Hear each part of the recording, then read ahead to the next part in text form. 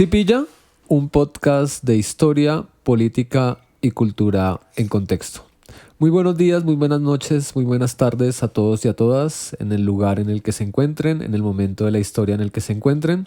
Bienvenidos a un nuevo episodio de este podcast. En el día de hoy estamos en una nueva entrega en este diciembre del 2023 para hablar de un capítulo, un episodio muy importante de la historia de Colombia, para algunas personas poco conocido, para otros conocido, y es la Navidad Negra de 1822 en San Juan de Pasto. Y para el día de hoy, entonces tenemos un invitado muy especial que ha aceptado la invitación, es el profesor Adolfo León González. Bienvenido, profesor Adolfo, un saludo. Muchas gracias, Hernán, muchas gracias por la invitación. Bien, el profesor Adolfo León nos va a hablar a partir de un artículo que ha escrito en el marco de un trabajo de investigación que se llama La negación de la crueldad del héroe, Bolívar, la Navidad Negra de 1822 y los demonios de la campaña del sur. Entonces, el profesor Adolfo León es conferencista, investigador, PhD en Filosofía y Ciencias del Lenguaje de la Universidad Autónoma de Madrid, es comunicador social y periodista de la Universidad del Valle y se desempeña en el campo de la investigación desde el ámbito de la filosofía. Y pues nada, nos acompaña acá para hablarnos de este importante hecho de la historia de Colombia. Nos ha parecido muy importante su artículo. Para los que lo quieran buscar en internet, en Google, se encuentra muy fácil y orienta mucho, digamos, una visión muy particular sobre un hecho muy cuestionable de la historia. Y pues nada, vamos a hablar de este episodio el día de hoy.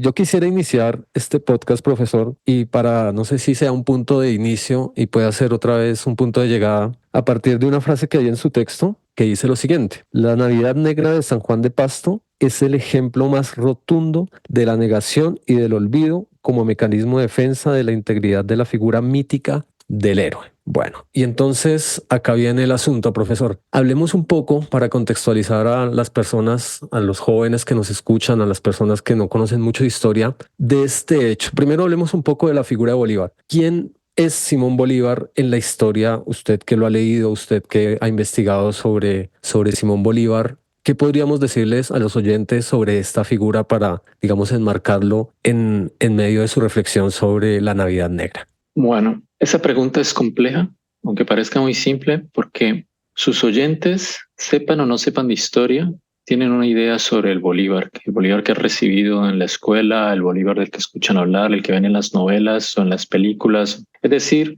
el Bolívar que ellos tienen en la cabeza es el Bolívar que nosotros hemos aprendido a construir después de muchos años. Cuando un historiador se enfrenta a la figura de Bolívar, se enfrenta a la figura del Bolívar histórico y tiene que ir a las fuentes, debe investigar qué es.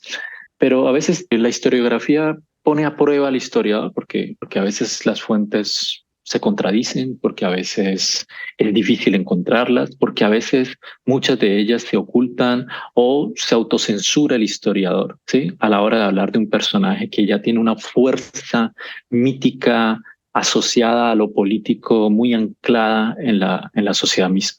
Entonces la pregunta que parece simple, ¿quién es Bolívar? Bolívar es el libertador, el héroe que ha conducido a muchas naciones en América Latina a liberarse del yugo español, etcétera. Y todo eso es cierto. Al lado de eso, tenemos el Bolívar que está lleno de contradicciones, un Bolívar que tuvo que enfrentar una situación política difícil en un país diverso, lleno de una cantidad de naciones y de pueblos, muchos de ellos enfrentados entre sí, con intereses antagónicos, y en toda esa gama de conflictos y dificultades, un héroe empieza a surgir, construido y reconstruido a través del tiempo, absorbido por todas las causas y por todas las ideas, y llegamos a un siglo XX en el que Bolívar deja de ser lo que el sujeto histórico fue para inscribirse dentro del mito que sirve a construir una nación. Y ese es el Bolívar que nosotros aprendemos. Y mi artículo simplemente se sirve de la contradicción entre el héroe y los hechos terribles que la gesta revolucionaria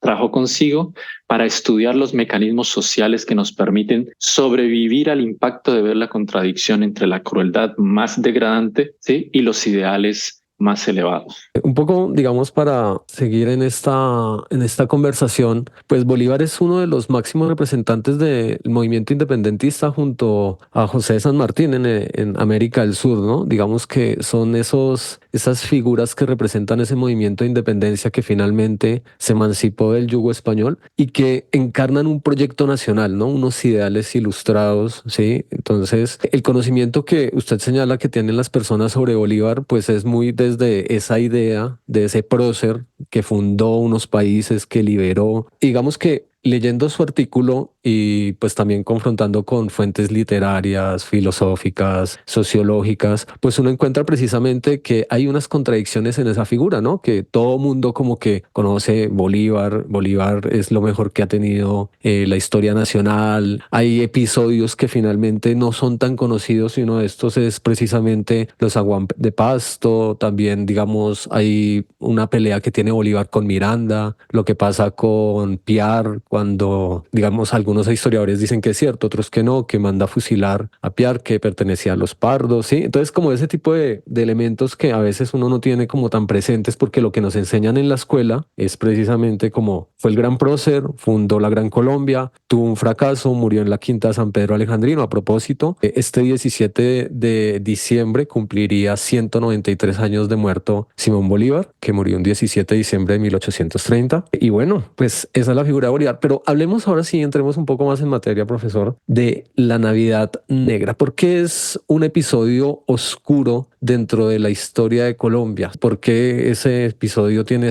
por qué es tan poco conocido, por ejemplo? Yo voy a forzarme a hacer un resumen muy breve del episodio y por qué es importante conocerlo. En 1822, las tropas republicanas, las tropas al mando en aquel entonces del general Sucre, del mariscal Sucre, Bolívar en general era quien conducía los ejércitos, pero Sucre es el que se encarga de esta acción concreta, irrumpen después de vencer la resistencia armada a San Juan de Pasto el 24 de diciembre de 1822. Cuando ellos entran allí, hay 3 días de orgía de sangre, lo que nosotros llamaríamos una masacre. La situación es terrible porque ese ejército republicano se nutre también de mercenarios, de soldados extranjeros. Uno de ellos particularmente cruel, feroz, es el llamado Batallón Rifles, que era formado por notablemente de irlandeses, británicos en general. Y este batallón, que ya era conocido, tenía cierta fama de crueldad, es el actor principal de esa carnicería, de las vejaciones que sufren los civiles de Pasto durante 3 días. Estamos hablando entre el 24 y el 27 de diciembre de 1822. No es que sea un hecho oculto, porque existen fuentes historiográficas que hablan de él, pero sí ha sido deliberadamente pasado por debajo, ¿sí?, del manto del radar de conocimiento público, porque se trataba de una ciudad rendida en la cual el ejército republicano entra a masacrar a sus compatriotas. No se trata de un enemigo externo, no se trata del español con sus ejércitos de ocupación y de dominación, sino que se trata de el propio, el compatriota, el americano. Y ese americano genera para Bolívar un problema ético mayor, porque él mismo, desde el decreto de guerra-muerte, aunque el decreto de guerra-muerte es un decreto fuertemente cruel en su esencia, es decir, destinado a generar miedo en el enemigo, Sí. aún allí se protege al ciudadano, al compatriota, al americano. Y inclusive después, en 1820, cuando se firma el Tratado de Regularización y Armisticio con el general Morillo en Santa Ana de Trujillo, eso es 1820, donde se supone que van a pelear civilizadamente a partir de aquel momento los ejércitos, el ejército realista y el ejército republicano. Ahí mismo se consagra el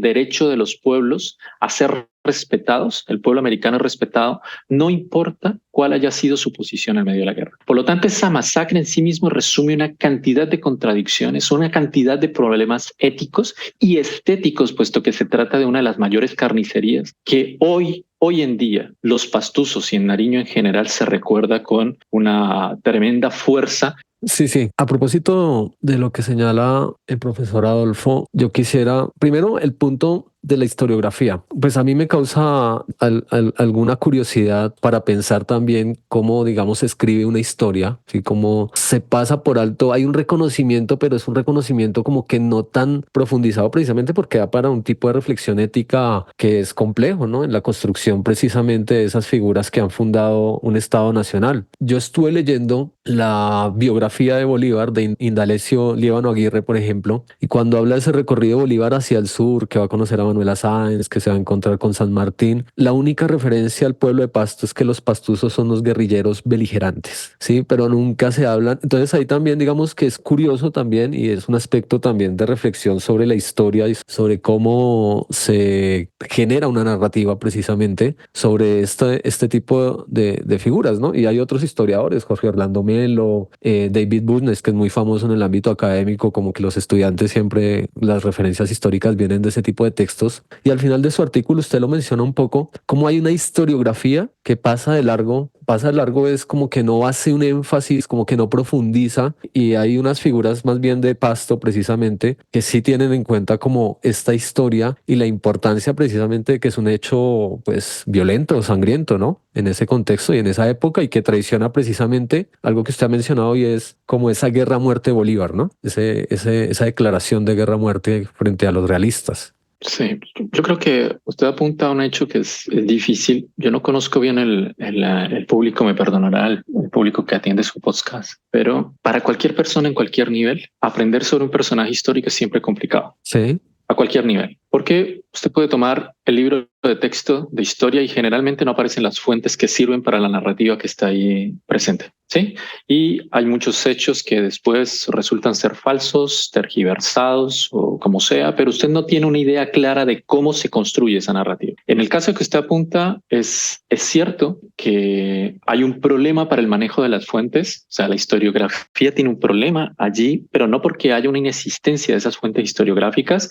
sino porque tenemos formas de eliminarlas del mapa y simplemente tomar aquella narrativa que se hace mucho más propicia para crear el mito de un héroe sin contradicción. Entonces voy a darle un ejemplo. El caso de la masacre de 1822, la llamada Navidad Negra de San Juan de Pasto, se inscribe en una campaña que ya de por sí está llena de actos de atrocidad de un lado y de otro, que es la llamada campaña del sur. Esa campaña del sur que después va a llevar a la liberación de todas las naciones del sur, que son Ecuador, Perú, Bolivia. Esa campaña del sur tiene un problema serio porque se encuentra frente a la hostilidad del enemigo del Cauca, del Patía. Y eso, si usted, por ejemplo, hay una fuente que es muy rica, me parece a mí, que son las memorias de un abanderado de Espinosa. Son geniales, porque Espinosa cuenta en primera persona el miedo tremendo que vive el soldado republicano cuando pasa por allí. Es porque es un sitio para ellos de hostilidad permanente y porque está habitado de bárbaros. Y esos bárbaros son los indios del Patía. A partir de allí, uno ve cómo se construye una diferencia ya de tipo étnico entre el ejército que quiere pasar por ese cuello montañoso y el pueblo que lo habita, que es considerado como un pueblo extranjero en su propia tierra, es decir, un otro. Ese pueblo es un leviatán construido de un otro. Y lo que es interesante allí es que las atrocidades que ellos viven, porque ese pueblo es también tremendamente cruel, ellos la ven como una justificación para su propia crueldad contra ese enemigo. Por eso cuando al pasar por allí la hostilidad se hace más fuerte y el enemigo inflige derrotas al ejército republicano, una de las consecuencias es la retaliación. Y dentro del espíritu de retaliación se cometen atrocidades terribles como la de la Navidad de 1822 en San Juan de Pasto. Uy, si pilla. Píllelo. Uy, si pilla. Si pilla. Píllelo. ¿Si pillan cómo son vueltas en la historia de Colombia? Hola, soy Daniela Muñoz, productora del podcast Relatos Ñeros. Los invito a seguir pillando este episodio y apoyar este proyecto. No olviden inscribirse a nuestro Patreon y revisar las distintas opciones de donación y financiación que encuentran en las historias del perfil de Instagram, @sipilla_podcast. Sipilla Podcast es un proyecto de divulgación y reflexión sobre la historia, la política y la cultura de Colombia.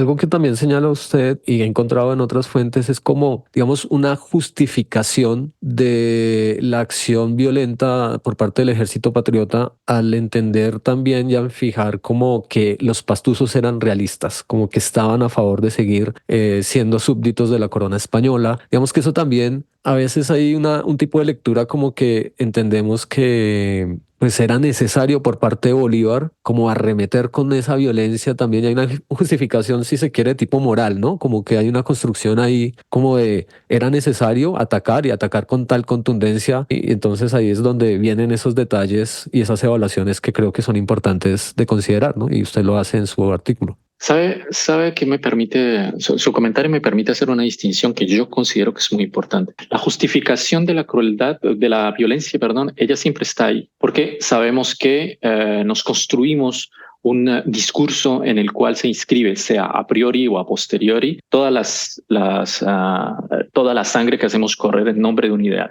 Y eso lo pueden ver en las guerras actuales como en las guerras pasadas. Toda guerra necesita una justificación de su propia violencia. Hasta ahí estamos. Digamos, hasta ahí no hay una novedad. ¿Qué es lo que supone la Navidad Negra de San Juan de Pasto y por qué ella es distinta? Porque aún dentro de ese esquema de justificación, la crueldad desatada contra la población de Pasto va en contravía de la postura ética y moral que el cuadro ético y moral de la propia violencia que la gesta republicana se había planteado. Y eso es lo que O'Leary, Gutiérrez y otros señalan primero que todo. Entonces, cuando usted se encuentra con una contradicción así, ya no basta la justificación, se necesita la negación, la distancia o el olvido. Y esa cuestión es tan importante de tener en cuenta dentro de la construcción general de la historiografía nacional, que a pesar de que existan las fuentes, siempre tenemos formas de descartarlas. Por ejemplo, Obando, el general Obando era enemigo de Sucre. Digamos, hay ciertas rencillas. Sí, sí. Entonces, si el general Obando hace una descripción descarnada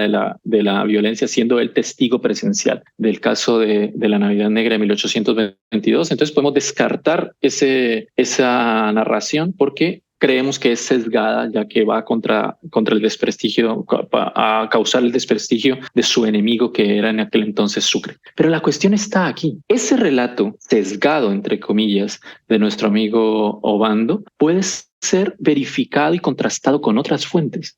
Y cuando un historiador se niega a ver la amplitud del espectro de lo que está analizando, es ahí donde existe un problema. Y lo que hemos visto con la Navidad Negra de San Juan de Pasto y con la cantidad, la serie de crueldades injustificables, incluso dentro de la narrativa de la propia gesta republicana contra la gente del Patía, vemos que hubo un trabajo casi que decidido en el siglo siguiente para ocultar esta verdad. De hecho, que solo fue el folclore pastuso el que mantuvo vivo a través de expresiones como en los tiempos de los rifles, para hablar de un tiempo terrible, ¿sí? Es porque hay un recuerdo permanente de esa crueldad que fuera del país, fuera de esa región, fue negada en el resto del país. Escuchándolo, me viene también a propósito de su reflexión, esa contradicción de civilizar la guerra, ¿no? Cómo se cae en una contradicción precisamente porque hay un interés de hacer una guerra civilizada. Entonces, digamos, en ese marco de civilización versus barbarie, pero estamos enfrentándonos patriotas frente a españoles y vamos a respetar a la población civil. Y un poco usted nos hablaba de esa guerra a muerte, de esa declaración que, digamos, confronta a Bolívar con dos escenarios, ¿no? El primero es como el enemigo son los españoles, son los realistas, y a ellos a muerte los vamos a sacar, vamos a ganarles las batallas, las guerras y vamos a emanciparnos. Pero cuando se llega a ese punto de la campaña del sur y en términos históricos, pues surge una contradicción porque el enemigo no es el extranjero, no es el español, no es el invasor, sino es el indígena, es una clase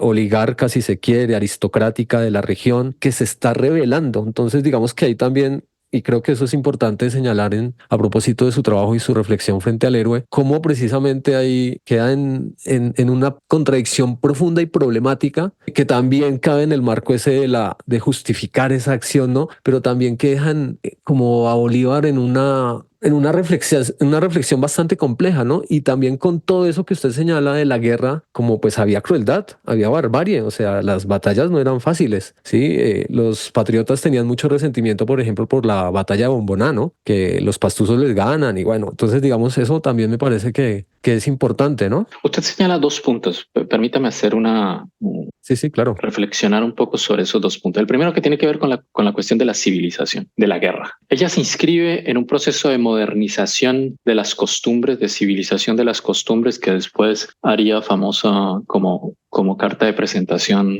Elías. Pero antes, Freud mismo, discutiendo la cuestión de la guerra, se refería exactamente a lo mismo.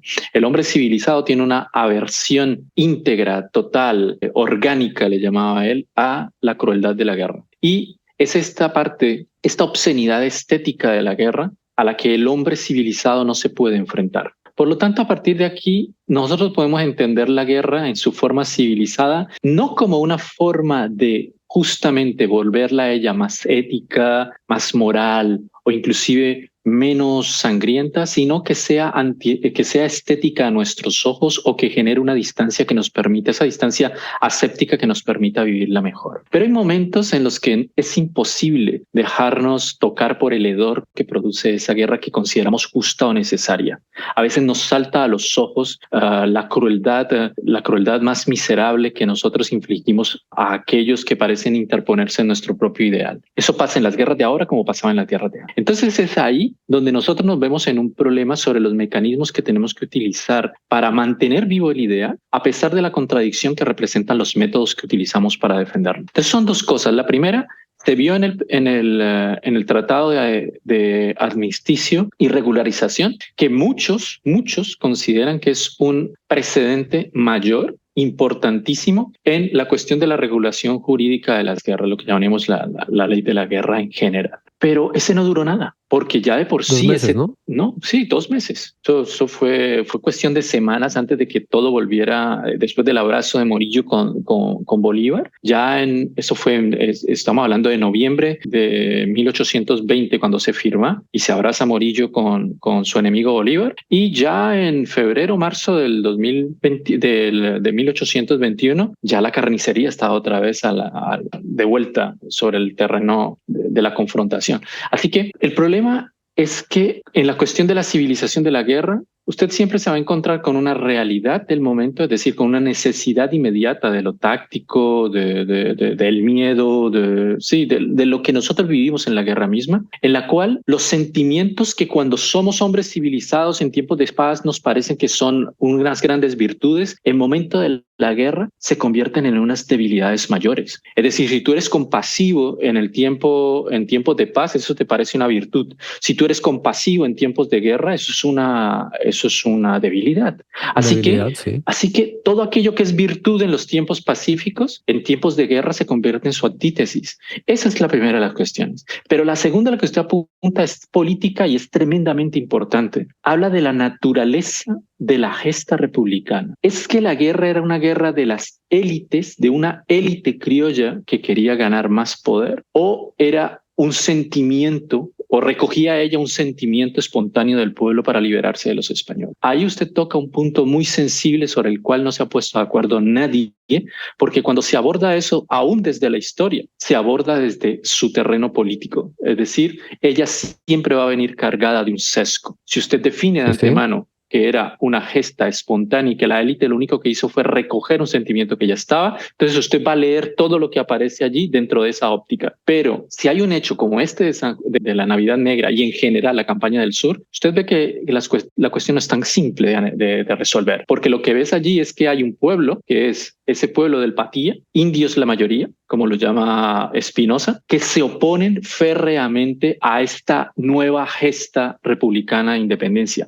¿Que eran realistas? Yo creo que no hay duda al respecto. O sea, ellos no estaban por el cambio. ¿Que eso los hacía fieles a la corona en un sentido ideológico mayor y profundo? No lo sé. Pero lo que sí sé y que se puede ver es que hicieron una resistencia feroz general a la gesta republicana, no la consideraban suya. Desde ese punto de vista, el peligro de leer algo así es que la gesta republicana, que se nos muestra como una gesta espontánea de quitar el yugo de las cadenas españolas, se puede convertir en una guerra de una élite de imposición al resto para beneficio de su propio poder dentro de un nuevo esquema político general. Sí, ese es un gran problema. que poco se reflexiona sobre precisamente, y cuando uno llega al episodio de la Navidad Negra de San Juan de Pasto es donde se choca con ese evento precisamente, ¿no? De considerar cómo dentro del territorio había gente que no estaba de acuerdo. Y eso fue un choque muy importante para ese proyecto de revolución, de independencia de Simón Bolívar, como que no contaba con que eso pasara y que esa defensa fuera tan férrea, ¿no? Como que digamos en un ideal de que no, los españoles son los que se deben ir, pero pues habían élites en la Nueva Granada que estaban conformes y que les iba bien, ¿no? El problema de siempre, ¿no? Como quiénes están bien, quiénes tienen un status quo y quiénes no, ¿sí? Y cómo no todos tenían las mismas ideas ilustradas de libertad, de igualdad, de fundar una república. Y ese tipo de cuestiones son bastante interesantes de observar ahí. Yo quisiera un poco, profesor, que nos devolviéramos o bueno, hiciéramos un poco más énfasis en el episodio de la Navidad en concreto, porque a mí me llama la atención como lector y un poco antes de iniciar hablábamos con usted. Bueno, primero, ¿cuándo se entera uno de este episodio y por qué? Por ejemplo, yo me enteré ya después de haber leído y formado como profesional y entonces encontrar ese episodio de San Juan de Pasto. Pero lo que llama la atención y el rechazo, digamos, que uno encuentra en la gente de Nariño sobre la figura de Bolívar es como esa crueldad, porque además fueron 3 días de violencia, ¿no? Sí, Sí, y entonces uno no dimensiona, sí, y digamos, en esta época donde tantas cosas son tan visuales, los relatos son tan visuales, pero uno, digamos, con las fuentes históricas, por ejemplo, las cartas que hay entre Santander y Bolívar,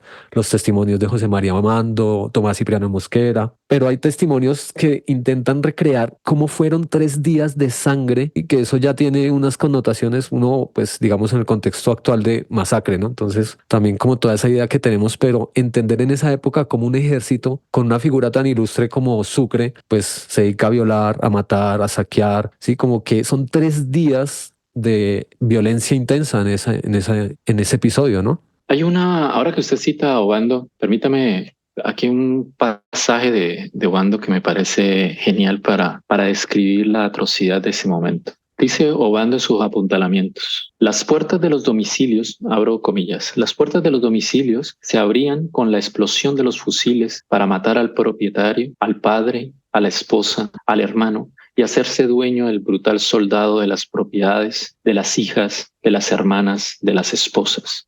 Hubo madre que en su despecho saliese a la calle llevando a su hija de la mano para entregarla al soldado blanco antes que otro negro dispusiese de su inocencia. Los templos llenos de depósitos y de refugiados fueron también asaltados y saqueados. La decencia se resiste a referir por temor, por menor, tantos actos de inmoralidad ejecutados en un pueblo entero que de boca en boca ha transmitido sus quejas a la posteridad. Este relato es un relato de una atrocidad cometida contra los propios, contra una ciudad rendida. Y lo que es interesante en ella es que en este relato se nota que los que sufren esa violencia son civiles. Y es importante tenerlo en cuenta porque hace poco se me envió un documento de 2011, creo, en el que hay un nuevo historiador nariñense que escribía algo y él citaba los 400 muertos más o menos que hubo en esa masacre durante esos 3 días y daba la impresión de que fueran soldados que habían defendido la ciudad. La cuestión aquí es que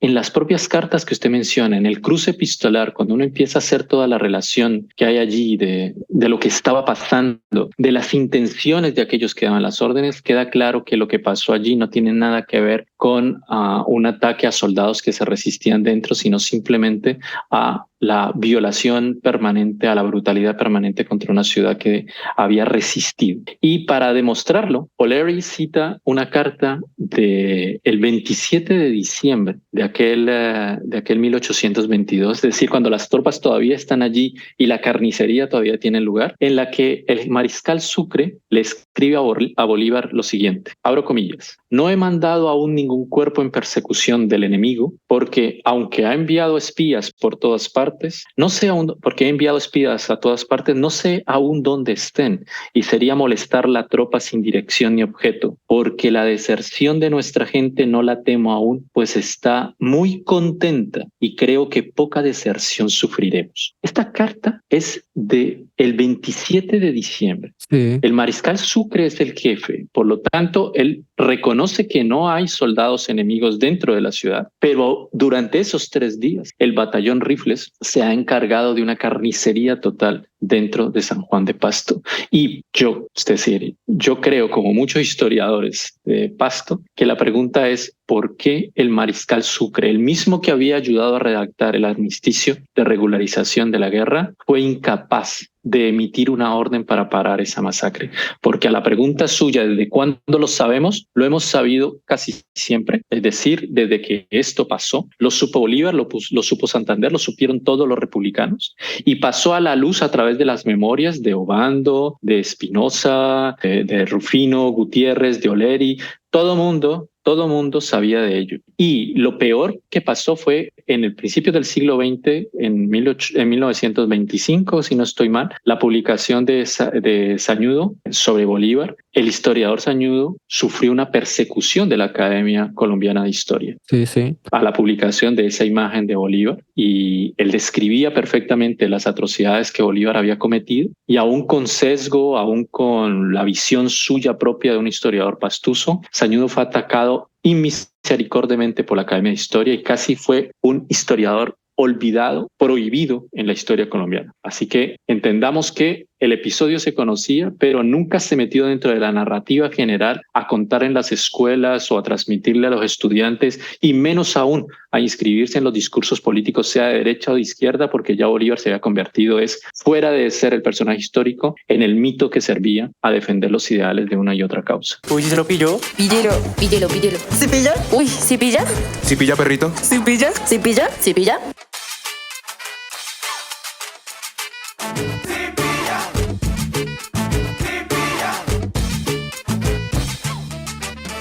Muy importante eso que sirve para el conservador, para el liberal, para el guerrillero, para el para, o sea, eso digamos que quisiera abordarlo más adelante. Un mito para todas las causas, le llamaba Harwich. Sí.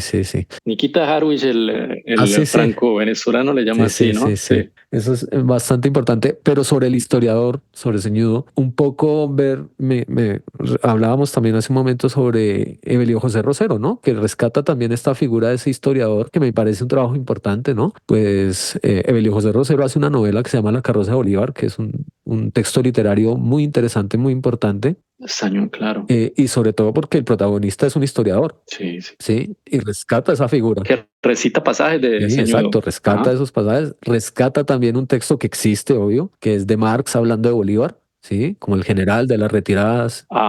Ese deberíamos discutirlo. Porque ahí hay una cuestión, ¿no? Y una cosa, hablando de fuentes, es que nosotros tenemos lo epistolar, ¿cierto? Toda esa construcción, pues que obviamente en términos de archivo está ahí y uno ve que sí, existió el hecho. Claro. Pero también, y usted lo señala en su artículo un poco, claro. no un poco, no mucho, la distancia de Marx, ¿no? Marx pues escribe es como a través de lo que le contaron, ¿sí? Pero no de fuentes, digamos, si esa es una crítica que le hace su editora en ese momento para una enciclopedia escribiendo sobre la figura de Simón Bolívar y dándole un palo que además rescata a Evelio José Rosero a través de un personaje también en esta novela. Pero usted habla también de algo muy interesante y es cómo son dos personajes que sirven, digamos, para un lado ideológico, ¿sí? Como que Marx y Bolívar siempre los ponen como en un espectro, sí, pero precisamente hay unas contradicciones ahí que la historia uno pues realmente no conoce, sino a través precisamente de estos hechos. Miren ustedes a través de la Navidad Negra de San Juan de Pasto. Sí, tiene usted toda la razón. Sabe que a mí no deja de ser anecdótico lo de Marx. Para que su público lo entienda un poco, ya estamos en el siglo XX, ya Bolívar es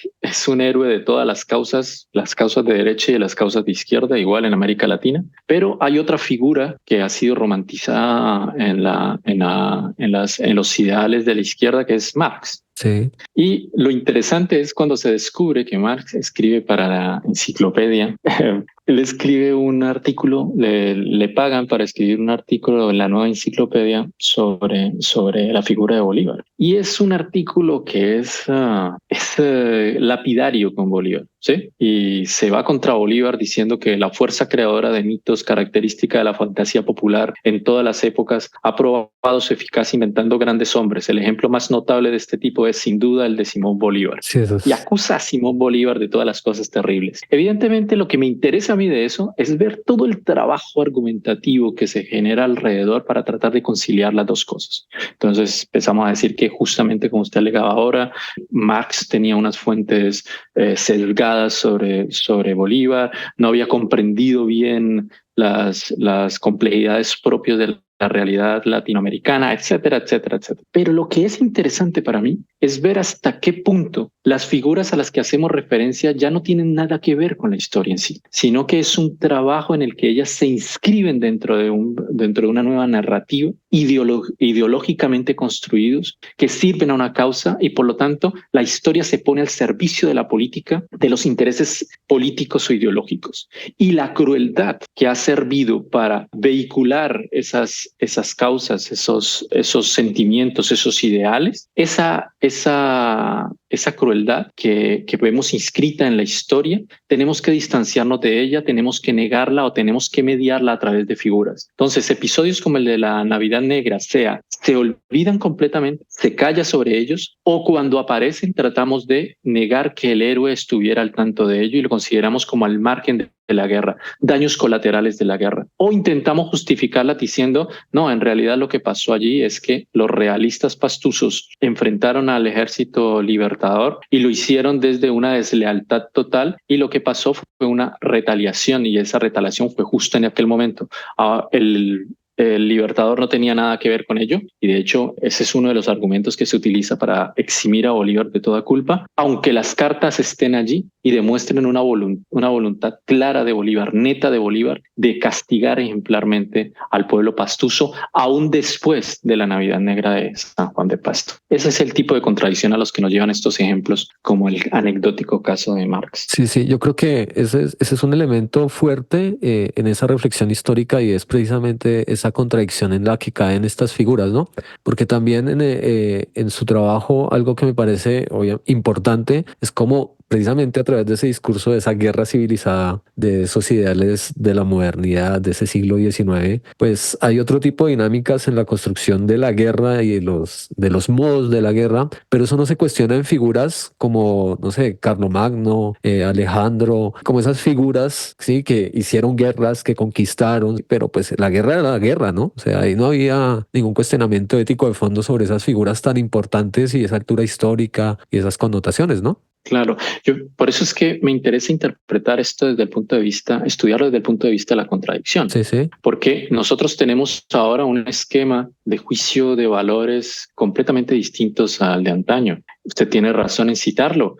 Si usted va a ver, hay en la descripción de Alejandro de Curcio Rufo, usted encuentra plenamente una crítica a Alejandro Magno por la tortura del gobernador de Gaza, sí. ¿cierto? Como Homero hace una crítica fuerte de Aquiles cuando maltrata el cuerpo de Héctor. Y en los héroes antiguos tenemos una cohabitación de los valores más altos en la guerra y de la crueldad también, más reprensible. Y ese carácter compuesto no era difícil de aceptar en aquel entonces. Digamos, la condición de héroe no eximía la condición de hombre cruel, porque la crueldad en sí misma no se asimilaba sino como un defecto del carácter, pero corregible. Es decir, si usted va a Séneca, usted en la educación de Nerón, usted ve justamente cómo Séneca advierte al joven Nerón que es preferible no ser cruel, pero hace una distinción clara. El cruel no es el hombre sádico que se regocija en el dolor del otro, sino que cruel es alguien que tiene derecho para castigar, pero que no tiene mesura en el castigo. Y es lo mismo que usted va a ver después si revisa a Tomás de Aquino en la Suma, la definición, la distinción clara entre lo que él llama sevicia o crueldad y lo que él llama bestialidad. El problema es que la modernidad nos trajo una confusión y esa confusión que sigue a la humanista visión de Montaigne nos ha metido en un mismo aspecto las dos cosas y por lo tanto la crueldad del gobernante ya no es aceptada como algo plausible, sino que ella debe ser mediada. La apariencia de un gobierno civilizado, la apariencia, como dice Maquiavelo, la apariencia de magnanimidad es una cuestión que debe plantearse de cara a la gente, aunque el gobernante tenga que hacer recurso a la crueldad, aunque siempre escondiéndola. Entonces, hoy en día, todas las guerras traen una crueldad inimaginable, solo que nosotros buscamos la forma de mediar bajo figuras que permitan a los gobiernos civilizados distanciarse de ella. Y usted lo puede ver en todas las guerras, Sí, con la proliferación cada más grande de los mercenarios. Y esta distancia con la crueldad no es sino un reflejo de la propia hipocresía con la que nosotros manejamos la crueldad y la violencia, a la que hacemos recurso para cumplir nuestros ideales, pero de la que queremos siempre tomar una distancia, sea negándola o sea mediándola. Esa ambivalencia, ¿no? Que contemporáneamente se llama como en ese juego entre lo políticamente correcto o incorrecto, ese tipo de reflexiones también ahí. Volviendo un poco a lo que usted señalaba sobre cómo se exime a Bolívar de la historia, pero cómo haciendo el trabajo de seguimiento epistolar, de fuentes, pues encontramos cómo él le escribe a Santander, que es el hombre de las leyes. En 1823 le dice, abro comillas, nada sé de los pastusos, absolutamente dejado a Córdoba que haga lo que quiera. A hombres tan perversos es menester enviarles un demonio sin instrucciones. ¿Sí? Ahí usted señala en su artículo en énfasis y señala que se deduce que el demonio sin instrucciones es la metáfora de ese instrumento de castigo que, dotado de autonomía en el ejercicio de la violencia, sustituye al determinador y principal beneficiario de la crueldad, que en este caso pues va a ser Bolívar. Y me llama la atención, y para que usted de pronto nos ayude a entender un poco más o a profundizar esto, cómo en Bolívar, y hablando en términos de olvido y memoria, que me parece que es algo también importante dentro de esa mediación de la contradicción, señala los pastusos en 1825, los pastusos deben ser aniquilados y sus mujeres e hijos transportados a otra parte, dando a aquel país una colonia militar. De otro modo, Colombia se acordará de los pastusos cuando haya el menor alboroto, aun cuando sea de aquí a 100 años, porque jamás se olvidarán de nuestros estragos, aunque demasiado merecidos. ¿Sí? Esa parte me llama mucho la atención, ¿no? También como en esa construcción del héroe, pero esos testimonios y esas sentencias que son tan dicientes, precisamente pensando cómo se ha perdido ese episodio, pero cómo en la región no, ¿sí? En unos historiadores que han sido rechazados, que han sido relegados, pero pues ahí está, ¿no? Como ser permisivo con un hecho que cree que es necesario, ¿no? También en ese contexto. Es importante que usted señale que las cartas están ahí. Sí, claro. Y no están escondidas en ninguna parte. Es decir, Lecuona, el gran historiador venezolano, tiene todas las cartas recogidas, o sea que el que quiere las puede leer.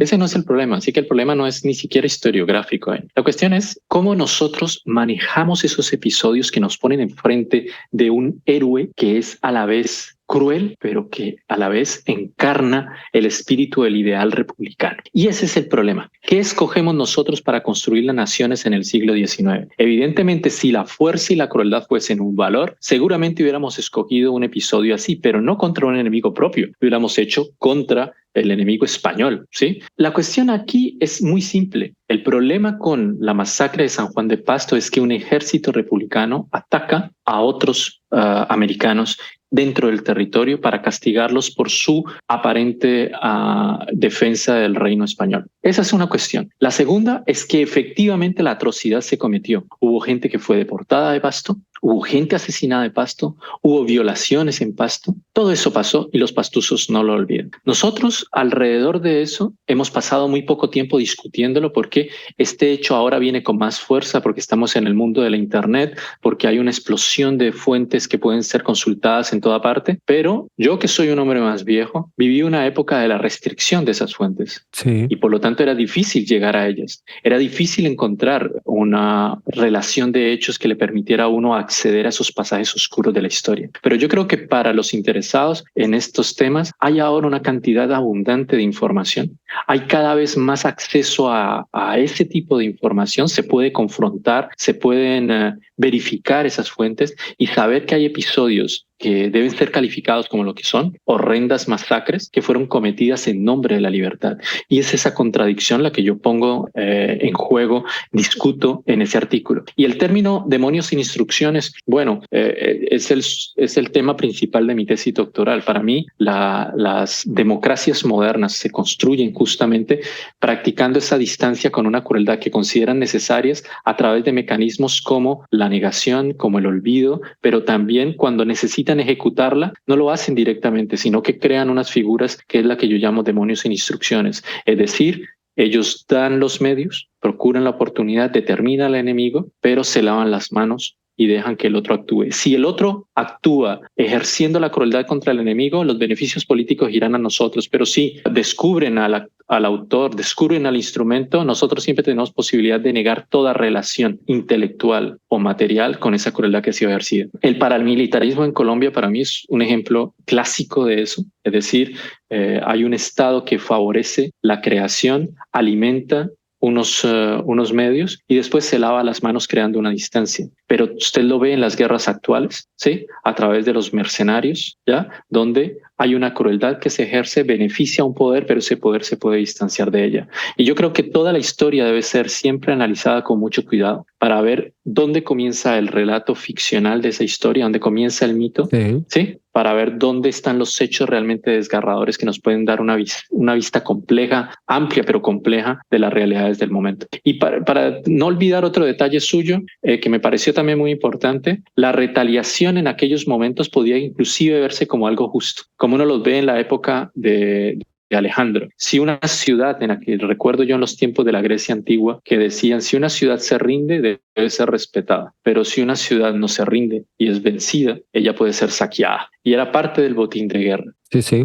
Yo no estoy en capacidad de decir cuál era el espíritu en aquel momento de las tropas que combatían allí, pero estoy seguro que la forma en que nosotros vemos esa atrocidad en aquel momento no era vista de la misma manera por los que estaban ejerciendo la guerra. La ley del talión, como uno lo puede ver en las memorias de Florentino González, la ley del talión era prácticamente inherente al espíritu del combatiente dentro de la gesta republicana. Así que yo no estoy haciendo un juicio moral, pero me estoy enfrentando a una contradicción que el propio Bolívar tuvo en cuenta, porque si esto se ocultó es porque se sabía perfectamente que el conocimiento de tal episodio, con las características que tuvo, hubiera sido altamente pernicioso para la construcción de un nuevo Estado a partir de la victoria, después de la victoria contra los españoles. Claro, y eso me parece que es un punto muy fuerte de su reflexión en el artículo, precisamente cómo estuviera afectado todo un proyecto de nación, un ideal, ¿no? O sea, cómo yo, digamos, pensándolo contemporáneamente, quiero que todo el mundo esté bien, pero en un momento me veo obligado a hacerle mal a una parte de la población que supuestamente estoy liberando, que estoy defendiendo.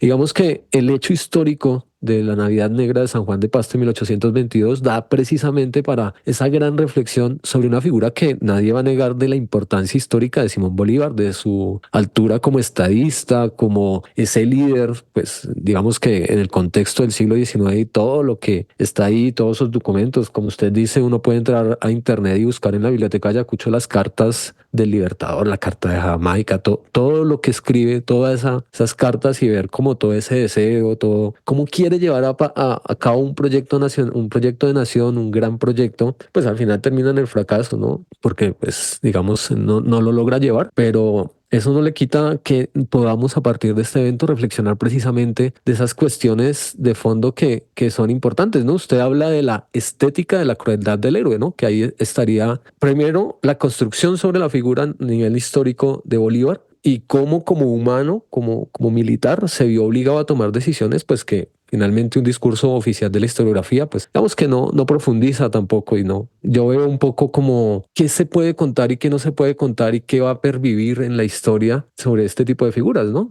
Eso me parece fundamental, ¿no? Esa estética que usted señala sobre la crueldad del héroe en ese tipo de reflexión. Claro, la estética del héroe es muy importante y uno la ve cuando abran un libro de historia oficial de estos manuales que les dan a los muchachos en secundaria o en primaria. Usted verá una narrativa sólida que va desde el principio, desde ese niño Bolívar que prácticamente desde niño tiene en sí el germen del destino de la libertad de los pueblos de América. Y uno ve toda esta historia, evidentemente uno sabe que es un relato épico construido a posteriori. Pero la cuestión está ahí. La cuestión para mí importante es que ahora vivimos una generación en la que es posible encontrar la complejidad de los hechos y cuestionarse las cosas que parecían completamente dadas, monolíticas, sin ninguna fisura. Y lo que más me parece diciente de esa nueva etapa nuestra es el hecho de que la voz de los pastusos sea ahora escuchada. Es increíble. Yo le hablaba de este otro libro de historia que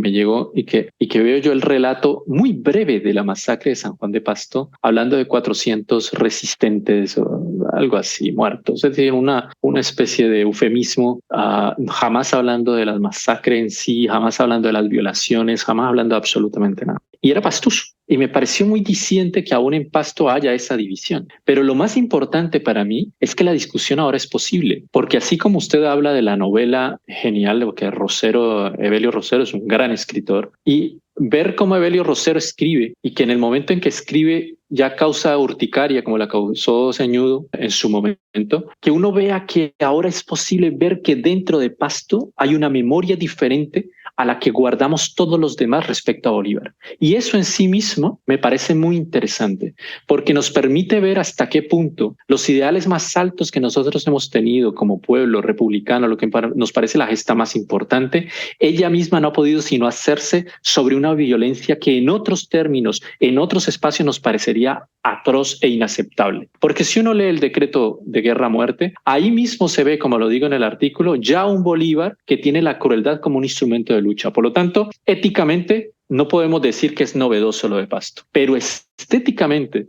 nos repugna una masacre en particular porque ella se nos hace intolerable con respecto a los propios valores estéticos que nosotros manejamos de lo que es la violencia justa y tolerable. Es todo. Entonces, no nos parece que eso se pueda inscribir dentro de la gesta revolucionaria como parte de esta lucha idealizada, sino que lo tenemos que poner aparte. Y para mí nada más, digamos, en calidad de filósofo, esa reflexión, esa distinción que intentamos nosotros hacer para proteger el ideal que hemos manejado, que nos han enseñado desde hace mucho tiempo como ideal de nación, como ideal de la gesta, me parece profundamente complejo e interesante y que son un reflejo de la propia contradicción de nuestra cultura democrática en relación a la crueldad que vivimos, que financiamos, que aceptamos, que toleramos o ante la cual cerramos los ojos cuando nos conviene. Claro, hay algo que usted señala que me parece muy importante y creo que lo acaba de mencionar en otras palabras, pero es una ética acorde a los valores estéticos de la historia, ¿no? Precisamente. O sea, ahí hay una construcción. Claro.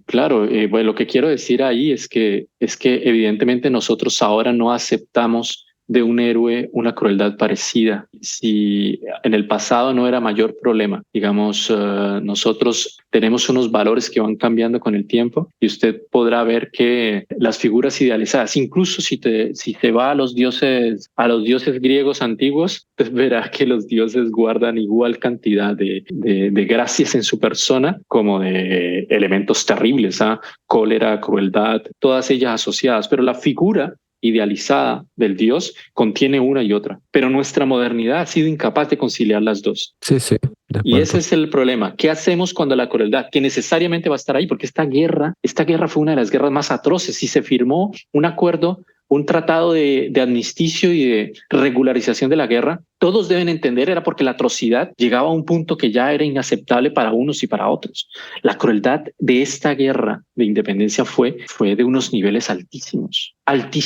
Pero bueno, así siguió hasta el final. El problema fue para mí, para el propio Bolívar, encontrarse con una resistencia así, tan feroz de su propio pueblo, del pueblo del Patín. Sí, es bastante interesante eso. Y entendiéndolo en lo contemporáneo, ¿no? Usted menciona unos ejemplos, el paramilitarismo en Colombia. Yo pensaba un poco leyendo su artículo en figuras tan cuestionables como el mismo Álvaro Uribe Vélez, ¿no? Como es un héroe, pero pues también, digamos, hay unos matices importantes y obviamente en una época donde hay tanta, precisamente, información de internet, grabaciones, testimonios, procesos judiciales y pues nada, ahí hay una serie de elementos como para algunas personas cabe esa figura. Sí, que no es igual que Bolívar en ningún momento, claro que no. O pensar precisamente los problemas bélicos actuales. Hace poco una periodista en una emisora trataba de justificar lo que hacían los judíos en Palestina hablando del Antiguo Testamento, ¿no? Y eso también me lleva un poco también a pensar lo que usted señala con estos héroes, con esa legitimidad que tenía el saqueo, con ese, sí, como que eran otro tipo de valores también, ¿no? Y que ya no caben en esa percepción contemporánea que nosotros tenemos sobre los hechos históricos, ¿no? O sea, uno no puede aceptar ciertos hechos.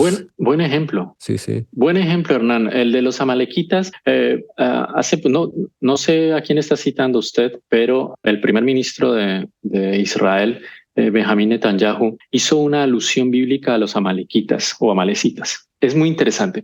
Los amalecitas en el libro de los Reyes, cuando el profeta Samuel le dice, trae un mensaje de Dios para el rey Saúl y le dice que hay que destruir completamente hasta sus cimientos a los amalecitas, un poco como Bolívar dice que hay que hacer con los pastusos, ¿no? Hasta sus cimientos. Sí.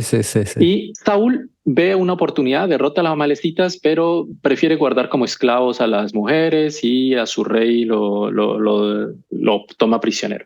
Eso es una violación de una orden que había sido dada. Y eso causa su pérdida. Y él después se muere en una batalla contra los filisteos, etcétera. Pero cuando Benjamín Netanyahu hace referencia a los amalecitas como un pueblo que hay que destruir hasta el fondo, ¿sí? Moralmente, él habla a un público que es el público judío ortodoxo, que es un público que puede recibir ese discurso como algo válido y justo. Pero para el resto incluso de los judíos, que son seglares su mayoría, que son digamos que no tienen una mentalidad ortodoxa, es casi todo lo contrario, el discurso cae mal. Y afuera, desde lo internacional, se ve como una imposibilidad. ¿Cómo así que vamos a destruir a un pueblo en nombre de lo que hizo una de sus élites militares? No puede ser. Ya no lo aceptamos. Por lo tanto, ahí vemos que hay una contradicción, porque la forma en que Israel ahora lleva la guerra es completamente intolerable para el resto, aunque ellos se consideren todavía dentro de un esquema de retaliación.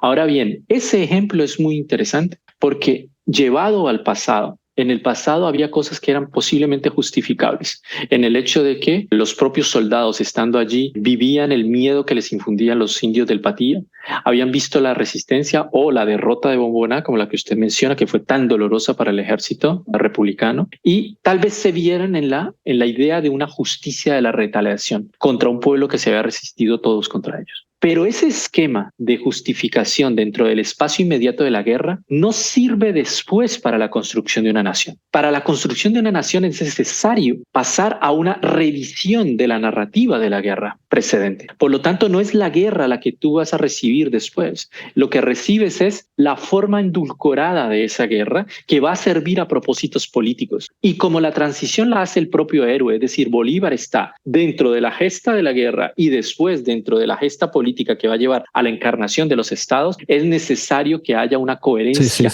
entre una cosa y otra. Así que estamos viviendo dos momentos en los que es posible que una realidad de la guerra ya no pueda ser contada dentro de los esquemas valorativos, estéticos valorativos y éticos valorativos de su momento, sino que tenga que ser reinterpretada para poder unificar una nación en torno a un relato histórico que tal vez no haya sucedido como ellos dicen y que esconde las partes negativas y crueles que tuvieron lugar. Claro. Sí, esa es una gran reflexión. Para finalizar, profesor Adolfo, yo quisiera que cerráramos un poco a partir de lo que usted señala al final de su artículo, digamos como una reflexión final alrededor de la Navidad Negra de San Juan de Pasto en términos de la negación y el olvido como mecanismo de defensa. Agradeciéndole pues su presencia, recomendándole a todos nuestros oyentes, vamos a dejar el link del artículo para que lo consulten porque me parece un documento bien interesante que pues espero que sirva para tener una distancia y una reflexión histórica sobre precisamente Bolívar, el héroe, las contradicciones de la historia. ¿Cuál sería entonces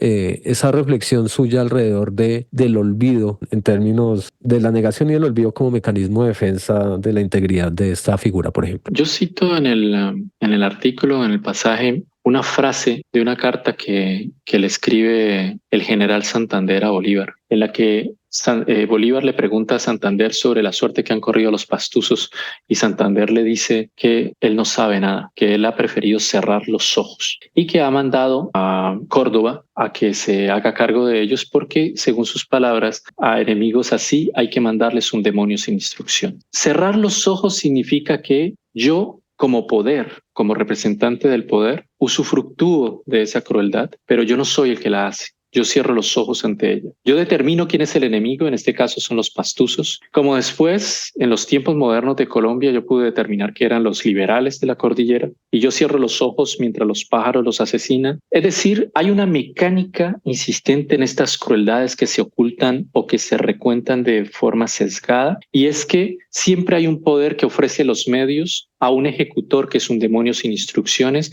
pero que ellos mismos cierran los ojos y toman distancia de acuerdo con respecto a esa crueldad.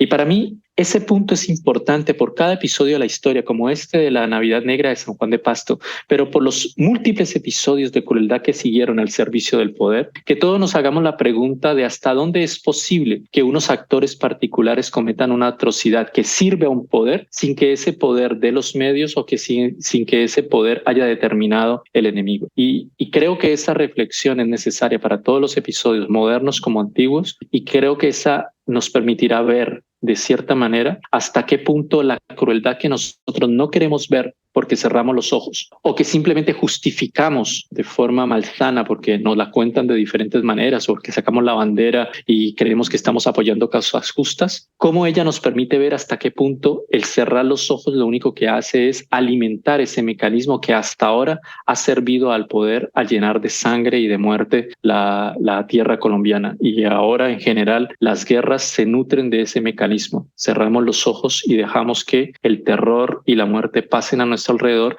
siendo nosotros beneficiados, pero sin tener que tocar la intolerable estética que ella genera. Esa es para mí la cuestión más importante de ese episodio. Sí, ese cerrar los ojos yo creo que es fundamental, ¿no? Y sobre todo entendiéndolo contemporáneamente, y lo que pasa en San Juan de Pasto, pues es muy diciente alrededor de esto. Pues nada, profesor Adolfo, muchas gracias por estar en este espacio. Ha sido un placer, entonces ha sido un placer y le agradezco pues el interés que porta sobre el artículo. Yo lo repito, es un artículo sobre la crueldad, el poder y la negación. Y yo lamentablemente veo como ese mecanismo de la negación y el ocultamiento de la crueldad que nos repugna, pero que consideramos en algún momento necesaria para mantener el ejercicio del poder, se han convertido en mecanismos que siguen hoy en día, y ustedes lo pueden ver. Yo reto a todos sus oyentes a que miren o examinen las guerras que pasan hoy y vean cómo ese mecanismo sigue así presente. Sí, claro. Sigue presente. Sí, acá hay gente en Colombia que justifica la guerra, ¿no? Sí, y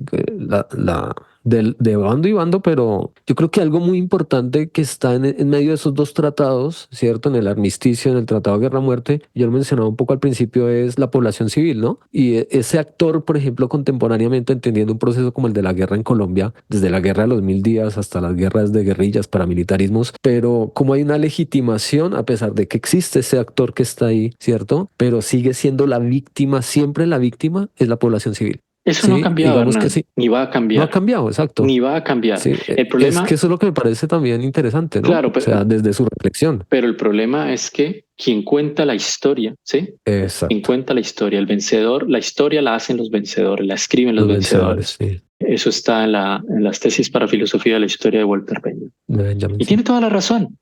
Lo que nosotros conocemos de historia no es en realidad la historia, es la historia contada desde un lado. Ella recicla, ella cierne, ella escoge y ella va poniendo un relato. Así que tanto en este pasaje ocultado hasta cierto momento de la historia de Colombia, como en las guerras de hoy, las imágenes que nos llegan son imágenes edulcoradas, casi ellas filtradas por un solo lado. Y cuando acostumbramos a ver la guerra desde un solo lado, es complicadísimo entender su complejidad y menos aún darnos cuenta de su obscenidad. En Colombia nos acostumbramos desde hace mucho tiempo a que la prensa nuestra es una prensa que sirve de órgano de difusión del Estado y por lo tanto de las imágenes del Estado y por lo tanto del relato del Estado. Y es muy raro ver cuando algo se filtra porque no lo han podido ocultar bien. Sí. Es muy raro. Pero cuando pasa, entonces nos asustamos porque creemos que algo funciona mal, cuando en realidad lo único que ha funcionado más es la cadena que nos lleva al relato de los hechos, pero no los hechos mismos. La obscenidad ha estado siempre allí y ha estado siempre allí al servicio del poder. Solo que nosotros no la hemos visto, no la hemos querido ver, que es también otra cosa, ¿no? Sí. Claro, la gente mira para otro lado. También creo que, y sobre todo en esta época de la historia, está mucho la emoción, ¿no? Cómo juega la emoción y cómo lo aprovechan y lo capitalizan mucho, por ejemplo, las redes sociales. Y la gente finalmente a veces se entera, pero no se informa, ¿no? Y, por ejemplo, con estos problemas históricos y tan complejos, por ejemplo, entender lo que pasa en Palestina e Israel, uno ve unas opiniones como que, ¿sí? La gente también. Le hago una última comparación, porque lo de la Navidad Negra, ahora que usted lo dice, ¿quién cuentó la historia de la Navidad Negra? ¿La cuentan los propios republicanos, vivieron la época. Sí. Como a nosotros la guerra del Vietnam nos las contaron inclusive críticamente los propios norteamericanos. Los gringos, sí. Sí, porque si usted va a ver, por ejemplo, una de las primeras películas así críticas como Platoon, sí, es el sufrimiento, pero del soldado americano. Sí. Pero nunca hay la visión del drama del joven vietnamita. O sea que la historia como ella se cuenta, sí, bien, nos puede relacionar con el sufrimiento, como cuando leemos las memorias de Spinoza o las memorias de González o los relatos de la campaña de Rufino Gutiérrez, etcétera. Sí. Usted se puede encontrar relatos así, pero la versión del Indio del Patí estuvo alguna vez al servicio del conocimiento de la historia, jamás. Y cuando los historiadores nariñenses intentaron sacarla a la luz, ellos mismos fueron descartados por la Academia Nacional de Historia. Así que había un control sobre la narración de los hechos. Siempre hay un control. Pues lo mismo hay hoy. Por eso la propaganda es la mayor herramienta de la guerra. Y usted la ve en el conflicto de Israel ahora contra los palestinos, la ve en la guerra de Ucrania. Es una guerra de narrativa, es una guerra de quién tiene el control de lo que está pasando, la diabolización del otro, la construcción del enemigo como algo destruible, esa reconstrucción de los hechos aún en el presente es la parte clave para entender incluso la historia moderna como entender la historia antigua. Así que yo agradezco mucho es que este nuevo espacio nos permita a nosotros tener acceso a fuentes, a voces que antes estuvieron ocultas por el poder que significaba la historia al servicio de un interés político. Cuando la historia se pone al servicio del interés político, deja de ser historia, porque citar solo unas fuentes, eliminando las que las contradicen, claro. Ya sigue siendo una manipulación al servicio de alguna ideología en particular. Sí. No, ejemplos hay muchísimos, profesor, claro que sí. Solo así una punto final, la masacre de las bananeras en Colombia, que eso es algo que se ha descubierto a pesar de algunos trabajos, pero uno sigue encontrando, yo he encontrado en investigaciones, libros de historia de otros años, donde uno se negaba o se contaba de otra manera. Entonces ahí lo que usted decía, el discurso de quienes tienen el poder, y si un Ministerio de Educación dice que hay que decir que la masacre de las bananeras no fue una masacre o los que fueron víctimas fue el ejército, ¿sí? Y uno encuentra ejemplos muy recientes de la historia. María Fernanda Cabal, una senadora de la derecha colombiana, diciendo que no existió, que eso se lo inventaron, que sí, todo ese tipo de cosas creo que ahí van de la mano de lo que usted está diciendo precisamente. Y yo puedo entender el problema de los historiadores, porque la historiografía sobre ese episodio es muy difícil. Tanto es así que hace algunos años leía un artículo en el que ponía en relieve se ponía en relieve un dato. ¿Cuánta gente murió en las bananeras? Todavía hoy no se sabe. Todavía no se sabe, y el único relato fidedigno es el de García Márquez. Es curioso, ¿eh? Digamos, nosotros tenemos un acceso a la historia a través de la literatura, porque es a través de la literatura que vivimos la emoción de ese momento, porque la historiografía o fue ocultada, fue erradicada, ¿sí? Es imposible acceder a ella, no existe. Porque lo primero que se intentó, lo que se intenta en una masacre es ocultarla. Sí, claro, sí. Y en la masacre de las bananeras. Sí, es un ejemplo que usted da, que nosotros difícilmente podremos acceder a ella porque desde un momento hubo un trabajo fuerte en ocultar la dimensión de ese evento, de esa masacre. Así que sí, yo para cerrar, creo que todas las personas deberían revisar este episodio de la Navidad Negra, de la masacre, para que vea cuánto se parece esa masacre a muchas otras masacres, pero cómo ella es contada y recontada de un lado y otro de forma particular. Y cómo ellos pueden ahora, las personas que quieran acceder a ello, por fin darle vida y reconocer por qué los pastuzos nos han parecido tan diferentes, por qué sobre los pastuzos hemos construido ese mito del pueblo diferente que piensa contravía. Sí, es muy interesante verlo. Yo, por ejemplo, aprendí mucho de ese episodio y me pareció un episodio muy rico, muy trágico, pero muy rico para entender la complejidad de los hechos históricos que nos parecen tan diáfanos, claros y monolíticos en la cabeza, pero que en realidad pueden ser leídos desde ópticas completamente opuestas, diferentes. Claro que sí. Profesor Adolfo León, pues una vez más, muchas gracias por aceptar la invitación a este Cipilla, un podcast de historia, política y cultura en contexto. Muchas gracias, profesor. Muchas gracias a usted, Renan. Saludos.